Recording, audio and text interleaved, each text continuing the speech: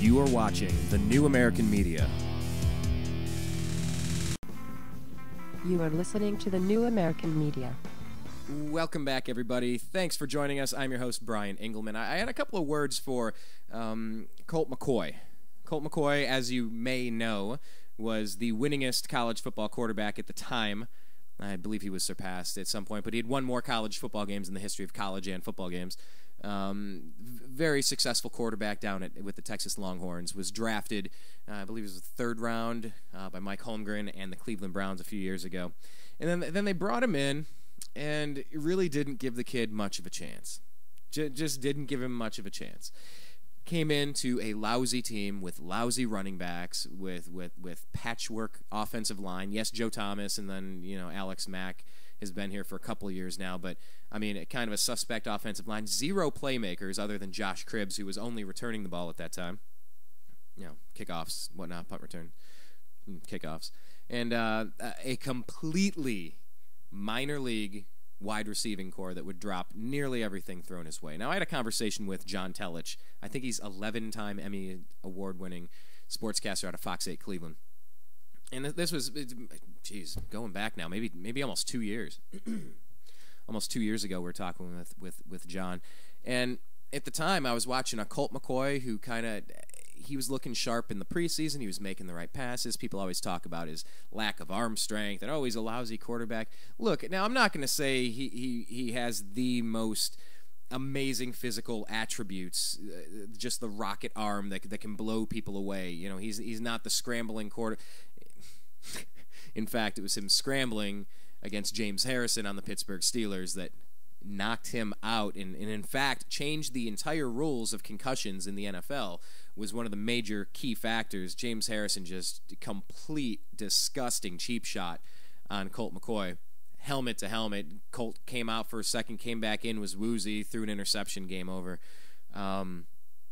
So, Colt was put into very difficult situation. The coaching carousel, different coaches, no continuity in the offensive system, no playmakers. Just, it was a horrible system. Horrible system. I feel bad that Colt McCoy was tossed into that situation.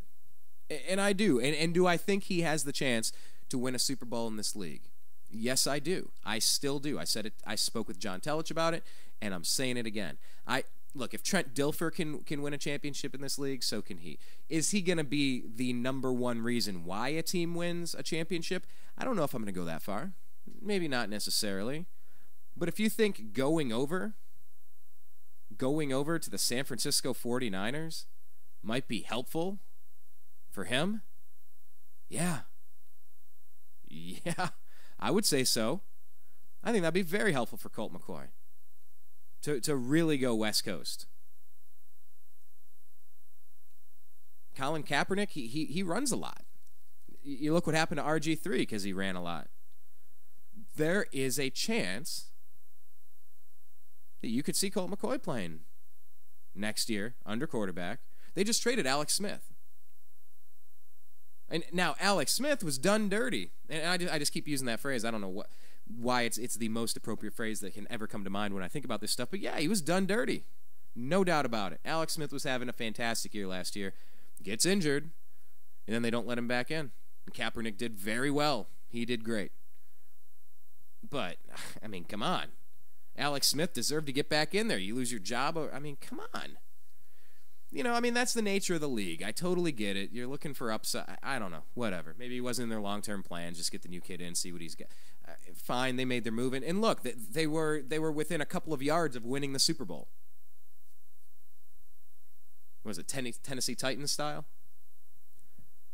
So, not to second guess the Harbaugh decision over with the 49ers. Just saying, Alex Smith was having a really good year. And he got benched, and then he got booted out of town. Colt McCoy, he showed me some promise. He needed some help around him. The guy cannot. I don't think anybody put Tom Brady on that Cleveland Browns team. He wouldn't look like Tom Brady. No way. Put RG3 out there. Nope. No. So Colt McCoy is now going to get another chance And we'll see if he does anything with it. We'll see if he gets an opportunity. We'll see if he even wins the position. No. Who is it? Scott Tolzien? Another quarterback trying to get the number 2 quarterback spot.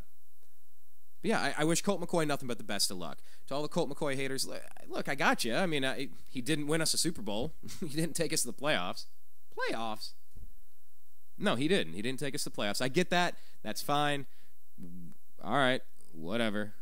But I think it's going to be great. I think it's going to be a great opportunity for Colt McCoy. I think it's a good fit over there with the 49ers because he's surrounded with a good team, with some running, with a running game, with some blocking, with some good defense. That's a big help as well. And you got playmakers at receiver. I mean, good luck to Colt McCoy. That's really all I wanted to say. Good luck. I really wanted you to do well here, Colt. Sorry it didn't work out, but that's the nature of this business. I mean, hell, you're only there because they cut Alex Smith, who was having a great season, traded him to Kansas City. Sorry, didn't cut him, but they cut him loose by trading him, rather. It's a fickle business, so go out there, make the most of your opportunity. He seems to be a very sharp. You can almost tell quarterbacks that understand the game and quarterbacks that are kind of grasping, or kind of closing their eyes and just chucking it up there. I don't know. I think Colt is a good quarterback, and I think he could win a lot of games in the NFL. And on a team like the 49ers, should Kaepernick go down, I think he could manage a lot of wins. I think he could manage to take the 49ers to a Super Bowl win with a very good team around him. Absolutely. So anyhow, good luck to Colt McCoy. Wish he could have done this over here. Wasn't necessarily in the cards, but good luck over there. So we're going to take a quick break. We're going to be back. We're going to launch Agree to Disagree. We're going to bring in Blake the Eccentric Wally. He's a radio host over on freedomizerradio.com. You can listen to him every Monday, Wednesday, Thursday from noon to 1:30 p.m. Pacific on his show Eccentric Perspective, and you can follow him on Twitter at Eccentric99. We're going to get into a lot of politics and global chess, Kim Jong-un, all that craziness in North Korea, and a whole lot more. So we'll be right back. Thanks, everybody. My name's Brian Engelman. This is the transitional phase as we move away from the unhappy hour into Agree to Disagree.